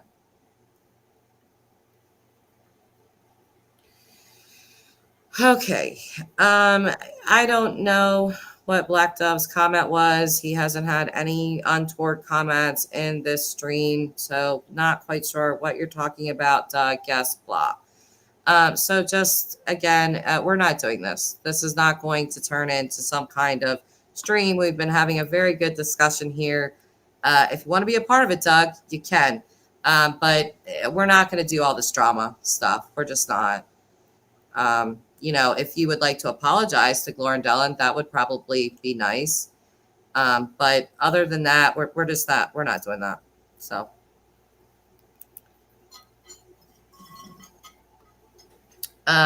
Rainy Joe. Rainy Joe, you do not share my opinion. You are not allowed back on here until you agree with me. It's like, I'm kidding. I'm joking. So Rainy says, true crime with Jess. It's just a theory. I also think that they could have taken him far away. I'm open. I also totally agree with your and Eric's theory. Yeah, no, it's fine if you don't. We all have theories. Like I said, nobody knows. Dylan, unfortunately, has not been found. So you could be 100% right and me 100% wrong, or vice versa. But there's nothing wrong with saying how we feel. There's no issue with that. Hey, Graham, how are you? I always like seeing Graham in my chat. Come on. Oh, Graham's putting his 2 cents in. He's throwing his hat in the ring here. Come on. Enough is enough. Let us put Dylan first, please. Yes. Thank you, Graham. It is about Dylan, and let us put our egos aside. Yes. Thank you. Thank you very much. Very well said. I appreciate that. Purple Rain is saying Doug has apologized. Okay. Then if he has, okay. Not going to argue about any of that. I could block him, Brainy Joe, if I wanted to. I don't typically like to do that. I expect that when people come in here, you're an adult. You can talk like an adult. Perplexed cutie, you're a dumbass, Jess. And you, Jim, right about your sausage fingers. Your husband's happy he gets his basement. Well, thanks. If that's actually you, that's a really nice comment. And it shows who you are if that is you, Laura. So this is why, if it's not her, fine. If it is her, this is why I don't associate with these people. because it's all this drama crap. And it's just, for what? It has nothing to do with this case. Lulu is saying someone's trolling with Perplex QT's name again. Okay. And that's why I wanted to say, if it's not her, I'm not going to say, screw you, Laura, blah, blah, blah, blah, blah, and start talking crazy. But Eric is saying it's not Laura. I doubt she would say that. I don't really see why she would say that. I don't have an issue with her. I don't know her. So, yeah, your husband's happy. And people do that. Like I said, people will steal people's little icons and make fake accounts. And all you got to do is click on the account. If it's brand new, or, well, some people use troll accounts for a long time, but you could usually tell. There really wouldn't be a reason for her to come in here and say something like that, because we don't have anything.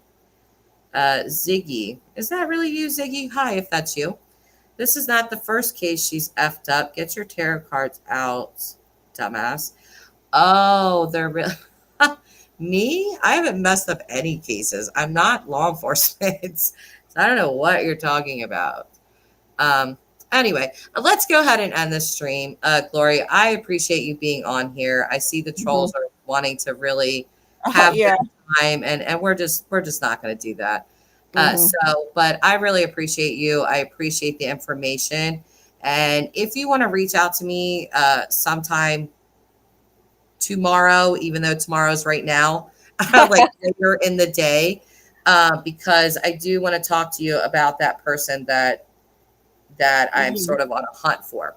And today, the 28th, marks 2 months now since Dylan was last heard from. So yeah, it's about him. I'm Team Dylan, and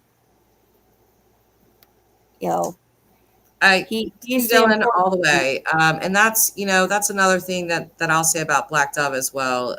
You see a sunflower. This is a person that obviously cares about the case. I don't know on other channels if cash apps have been put up for him or not, but I just know that whenever he's came on my panel or in my chat, he's never been disrespectful. Neither of you. You guys being up on my panel, never had a problem with either one of you. And both of you are full of information and good thoughts and theories. So I just don't have an issue. I know that some people have an issue, like when Black Dove has came up, saying things like, he didn't defend you, Jess. Well, here's my answer to that. I don't really need a defender. I appreciate it. It's very nice. But Black Dove is not my designated defender. So if somebody says something, that's on them. It's not on him. Has he ever been disrespectful to me personally? Not ever, not once. So Lulu, I really appreciate that. Lulu is sending a 1999 super sticker, hippo character falling to the ground in a dramatic way, bursting into tears with the words epic fail in the background. I just got a visual of that, Lulu, and I'm going to have to shut my camera so I don't laugh. So, that was a pretty funny visual. So thank you for the super chat and for the laugh. Here's Black Dove. So Black Dove is saying, I don't want any money. I have never taken any either. Yeah, he's even been offered a channel. So, it's just, Black Dove's never asked me for anything. He's never said anything like that. His focus, whenever I've spoke to him, has always been about the case, not other things, not money, not, he doesn't even want his own channel. Like, this is just a guy that's interested in this case. And that's why I find him interesting, because of his analytical mind and, his comments that he's made. So that's really all it is for me. If people aren't going to be nasty to me and stuff, I don't have a problem with them either. What others say is on them. I'm not going to hold one person accountable for something somebody else did. That doesn't really make a lot of sense to me. So, but anyway, Rainy Doe, all you trolls are lucky that I don't have a wrench because I wouldn't feel bad. um, yeah, I think we still have a fake Lori or Lori. What's her name? Laura in here. Um, I think we still have that. You have a fake me in here. Oh, okay. Oh no, this is the real Laura. Okay. Uh, what is she saying? You have a fake me in here. I've been live for over 2 hours. Okay, Laura, thanks. I did not know you were live. That's why I said if it wasn't you. So thanks for clearing that up. I appreciate it. No drama here. So, um, Black Dove. There's the real Laura. Yeah. So here's the real Laura. Again, yes, I've been live at Black Dove. Someone just told me there was a fake meet. There was. They said some really nasty things. So someone is using your name and your icon to pretend to be you and yell at me. So you know how it works, Laura. You've been around a long time. So you know how people do weird things like that. 'Cause they're not really interested in the keys.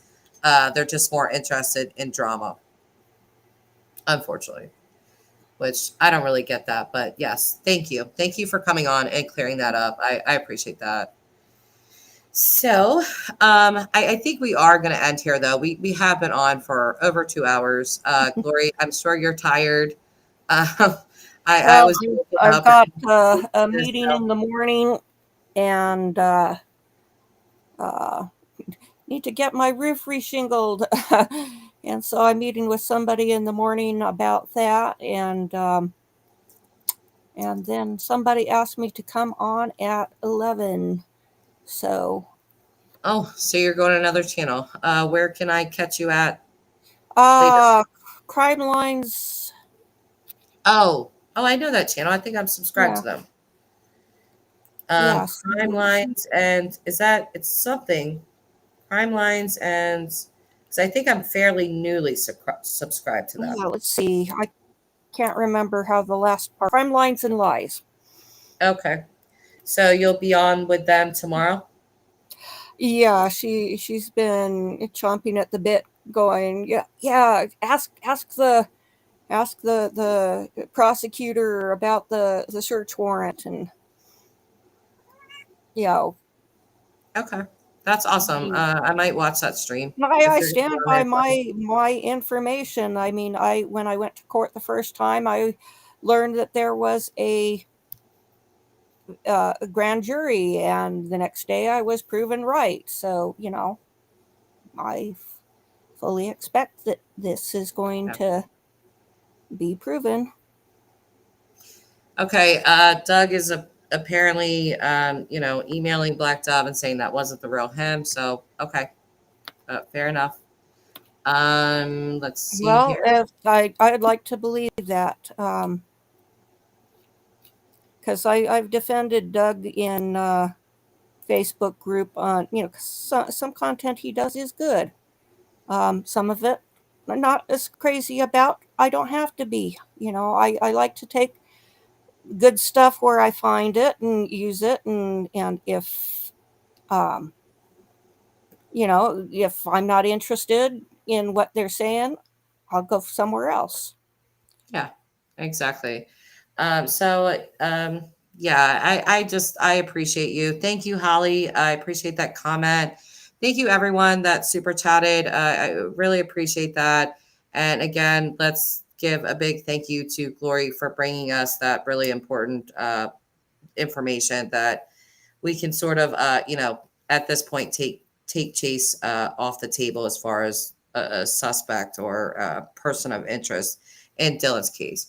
So, but yeah, I would like to talk to you. I know you're going to be a little busy tomorrow on the other channel, Glory, but I still want to bring you into what I'm looking at or what. Yeah, well, I'm very interested in that because that it's a name that's been given to me uh, before, and I've done a little nosing around, but There's got to be a lot more out there. Yeah. And just so you guys don't know, I think you guys all do. Glory does have her own channel. Just so you guys know that. Usually when she comes on my live streams, I do pin her channel to the top of my comment section so that you can find it. I will do that with this stream as well. So I appreciate all you guys. I appreciate Glory, Black Dove. Thank all of you guys. Thank all the commenters. You guys have excellent comments, and I really wish we could have went through every single one of them because I seen like really great comments tonight. I feel like people are seriously putting so much thought into this, and it's good to see. It really is. So thank you guys. Thank you, Glory, and I will see all of you later. Glory, I'll see you tomorrow on Crime Okay. Lines. Yep. All right. All right, All guys. right. Good night, everybody. Goodbye.